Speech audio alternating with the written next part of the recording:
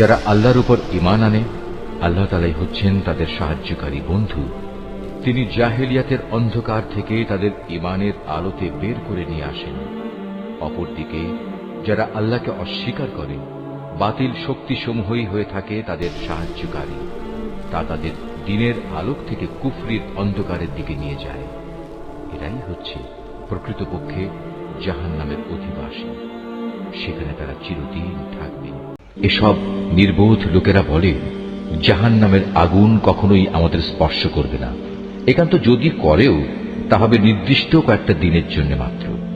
হে নবী, তুমি তাদের বলো, তোমরা কি আল্লাহর কাছ থেকে এমন কোন প্রতিশ্রুতি আদায় করে নিয়েছ?